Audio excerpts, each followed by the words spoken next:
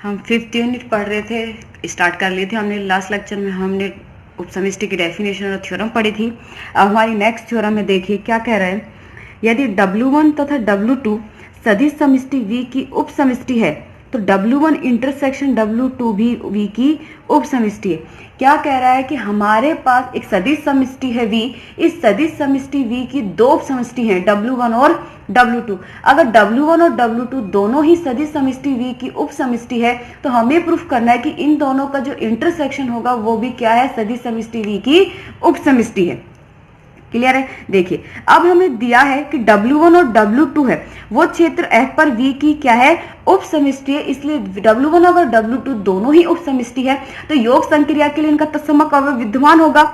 यानी W1 में भी योग संक्रिया का तत्समक अवयव विद्यमान है और W2 में भी योग संक्रिया का तत्समक अवयव विद्यमान है। यानी 0 बिलोंग्स टू W1 और 0 बिलोंग्स टू W2। अगर ये W1 और W2 में दोनों में विद्यमान है योग संक्रिया का तत्समक अवयव तो ये इन दोनों के इंटरसेक्शन में विद्यमान होगा। यानी 0 किस में बिलोंग करेगा, W1 इंटरसेक्शन W2 में। यानी W1 इंटरसेक्शन W2 में हमें कम से कम एक एलिमेंट मिल गया है 0। यानी W1 इंटरसेक्शन W2 क्या है, V का अरिक्त उपसमुच्चय है।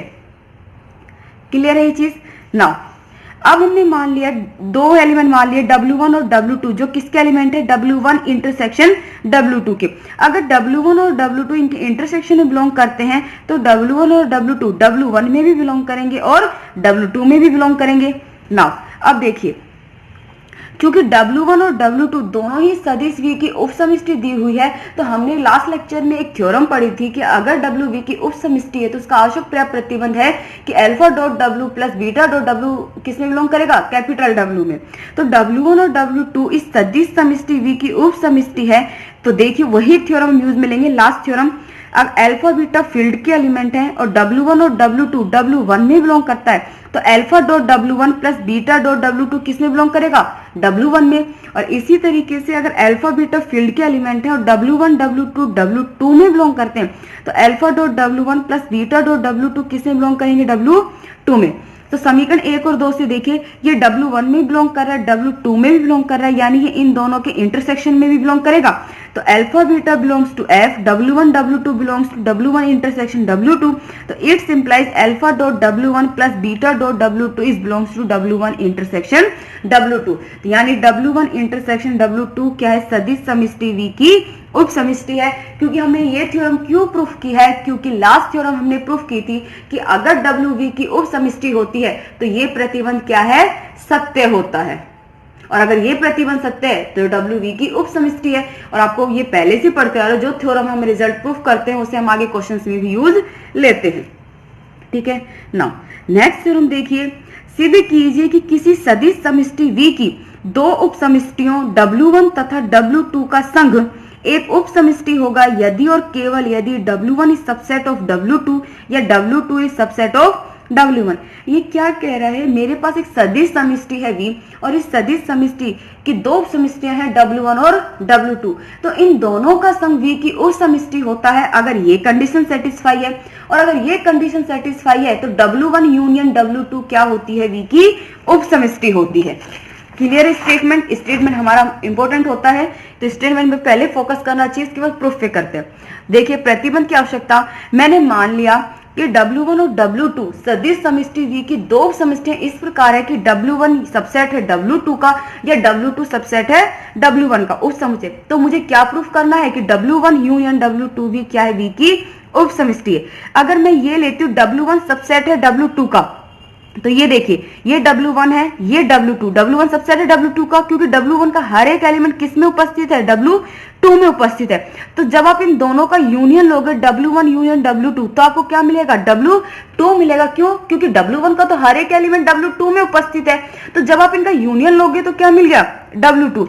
इसी तरीके से ये देखिए ये W2 है W1 है, यानी W2 सबसेट है W1 का, W2 का हर एक एलिमेंट W1 में उपस्थित है। तो यानी W1 union W2 is equal to W1। Clear है। तो देखिए आपने W1 यूनियन W2 या तो W1 मिला है या फिर W2 मिला है। क्लियर है। चूंकि W1 और W2 दोनों ही क्या है, V की उप समिष्टियां हैं, और जब आपने यूनियन लिया है इनका तो आपको या तो W1 मिला है या W2 मिला है इसके बराबर ही, और ये दोनों क्या है, V की उप समिष्टि है, इसलिए W1 यूनियन W2 भी सदिश V की उप समिष्टि है। कंफ्यूज मत होना, यहाँ देखिए इसमें W1 यूनियन W2 किसके बराबर मिला है, W2 के, और W2 क्या है, सदिश समिष्टि V की उप समिष्टि है, तो ये भी क्या होगी, W1 यूनियन W2 सदिश समिष्टि V की उप समिष्टि। इसी तरीके से ये देखिए यहाँ W1 यूनियन W2 बराबर मिला है W1 के, और W1 V की उप समिष्टि है, तो W1 यूनियन W2 भी क्या है, V की उप समिष्टि है। नाउ नेक्स्ट, प्रतिबंध की पर्याप्तता। यहाँ देखिए माना W1 यूनियन W2 सदिश समिष्टि V की उप समिष्टि है, तो मुझे क्या प्रूफ करना है कि W1 या तो सबसेट है W2 का या W2 सबसेट है W1 का। मैं इसका अपोजिट मानकर चल रही हूँ कि अगर पॉसिबल है तो मैंने मान लिया कि W1 है वो W2 का सबसेट नहीं है, या फिर W2 W1 का सबसेट नहीं है। अब देखिए अगर W1 W2 का सबसेट नहीं है, इसका क्या मतलब है कि W1 का कोई भी एलिमेंट W2 में उपस्थित नहीं है, यानी अगर W1 इस स्मॉल W1 है, ये W1 का एलिमेंट है, तो ये स्मॉल W1 W2 का एलिमेंट नहीं होगा। इसी प्रकार W2 अगर W1 का उप समुच्चय नहीं है, तो इसका क्या मतलब है कि W2 का कोई भी एलिमेंट W1 में उपस्थित नहीं है, यानी अगर एक W2 ऐसा एग्जिस्ट करता है जो इस W2 का एलिमेंट है, लेकिन वो W1 का एलिमेंट नहीं होगा। ये समीकरण 1 और 2 हो गई ना। लेकिन परंतु अगर स्मॉल W1 W1 में बिलोंग कर रहा है तो यूनियन में भी बिलोंग करेगा, ये तो आपको पता है क्योंकि संघ में तो हर एक एलिमेंट आता है। इसी तरीके से अगर स्मॉल W2 W2 में बिलोंग कर रहा है तो W1 यूनियन W2 में भी बिलोंग करेगा। अब यहाँ देखिए चूंकि W1 और यूनियन W2 तो क्या है, सदिश समिष्टि V की उप समिष्टि है, और W1 और W2 इस W1 यूनियन W2 में बिलोंग कर रहा है, तो W1 प्लस W2 भी किस में बिलोंग करेगा, W1 यूनियन W2 में। क्यों, क्योंकि यूनियन है जो W1 यूनियन W2 वो क्या है, सदिश समिष्टि V की उप समिष्टि है, तो वो संवृत्ता की प्रॉपर्टीज को सेटिस्फाई कर रही है, तो यानी W1 प्लस W2 भी किस में बिलोंग कर गया, W1 यूनियन W2 में। अब W1 plus W1 union W2 में बिलोंग कर गया, इसका मतलब क्या है कि वो W1 में भी उपस्थित है और W2 में भी उपस्थित है। क्लियर है। अब देखें यहाँ पे चूंकि W1 प्लस W2 W1 में बिलोंग कर रहा है और W1 है वो V की उप समिष्टि है, तब देखिए हम यहाँ पे मैंने एक एलिमेंट ले लिया W1 का, तो है ही स्मॉल W1, और एक हो गया W1 plus W2 W belongs to W1। चूंकि W1 V की उप समिष्टि है तो इसके हर एक एलिमेंट का प्रतिलोम अवयव विद्यमान होगा, तो अगर W1 इसका एलिमेंट है तो माइनस W1 भी इसका एलिमेंट हो गया ना। संवृत्ता की प्रॉपर्टीज लगा दीजिए, minus W1 plus W2 belongs to W1। साचर्यता नियम से ये क्या हो गया, minus W1 plus W2 belongs to W1। ये क्या हो गया, प्रतिलोम अवयव के नियम से 0, यानी 0 plus W2 belongs to W1, यानी W2 is belongs to W1, जो किसका विरोधाभासी आ गया, समीकरण 2 का विरोधाभासी हो गया, क्योंकि W2 does not belongs to W1। Clear है। अब W2 के लिए लेते हैं, देखिए W2 के लिए W1 प्लस W2 का एलिमेंट है और W2 V की उप समिष्टि है जिसका एलिमेंट क्या है, W2 है। इस चूंकि ये उप समिष्टि है तो इसके प्रत्येक अवयव का प्रतिलोम विद्यमान हो गया, तो माइनस W2 इसमें बिलोंग करेगा ना। संवृत्ता की प्रॉपर्टी से W1 plus W2 minus W2 belongs to W2, यानी W1 plus of W2 minus W2 belongs to W2। ये क्या हो गया, 0, यानी W1 plus 0 belongs to W2, यानी W1 बिलोंग्स टू W2। ये किसका विरोधाभासी हो गया, समीकरण 1 का, क्योंकि W1 does not belongs to W2। तो ये समीकरण 2 का विरोधाभासी मिल गया, ये समीकरण 1 का विरोधाभासी मिल गया। और ये विरोधाभासी कब मिले, जब हम ये मानकर चले हैं कि W1 is not subset of W2 और W2 is not subset of W1, यानी ये जो हम मानकर चले हैं वो गलत है, यानी या तो W1 सबसेट होगा W2 का या W2 सबसेट होगा W1 का। क्लियर है। ये तो थी सदिश उपसमिष्टियों के ऊपर थ्योरम्स। अब हमारा नेक्स्ट टॉपिक शुरू हो जाता है रैखिक योग, जिसकी डेफिनेशन और एक थ्योरम समझाऊंगी ताकि आप इसे अच्छे से पढ़ ले, फिर हम इसे नेक्स्ट लेक्चर में इसकी थ्योरम और क्वेश्चंस करेंगे। देखिए रैखिक योग क्या होता है, मैंने मान लिया कि सदिश समिष्टि V के दो अरिक्त उप समुच्चय हैं U और V, ये U और W, U और W सदिश समिष्टि V के अरिक्त उप समुच्चय हैं, तो इनका रैखिक योग इस तरीके से डिफाइन होता है कि u plus W is equal to small u plus small w, जहां स्मॉल u इस कैपिटल U का एलिमेंट होगा और स्मॉल w इस कैपिटल W का एलिमेंट होगा।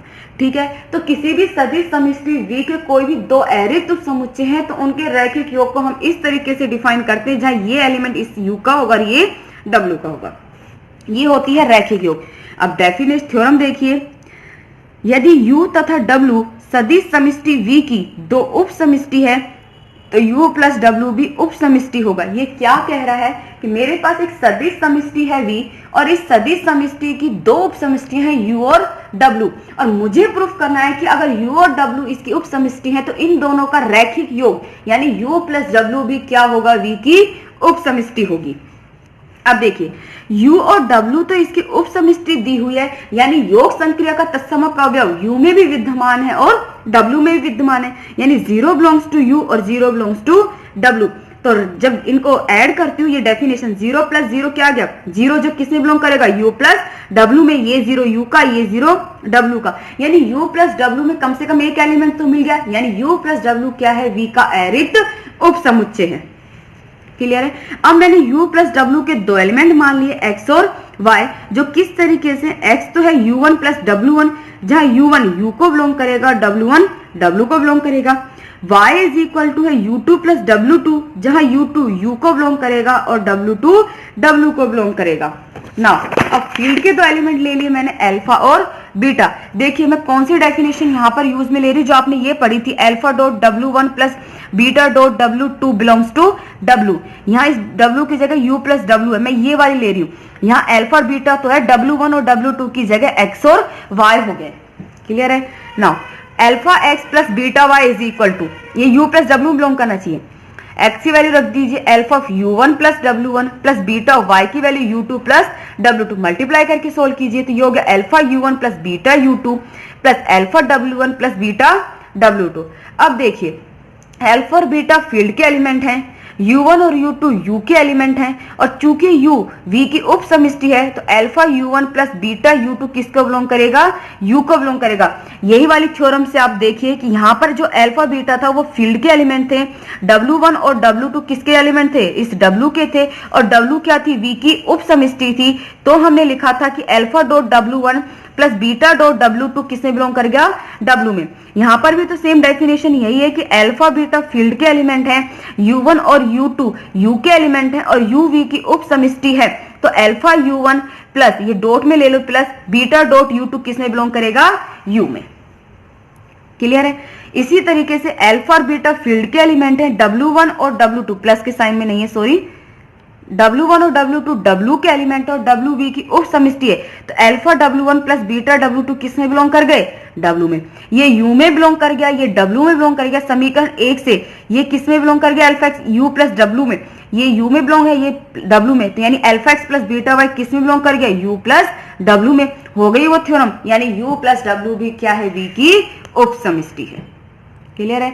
अगर कुछ समझ में नहीं आया है तो बता देना, मैं फिर से रिपीट कर दूंगी, लेकिन इन थ्योरम को अच्छे से पढ़ लेना। जो यूनियन वाली थ्योरम थी थोड़ी सी कॉम्प्लिकेटेड है, लेकिन आप उसे जब 2 या 3 बार पढ़ोगे तो समझ में आ जाएगी।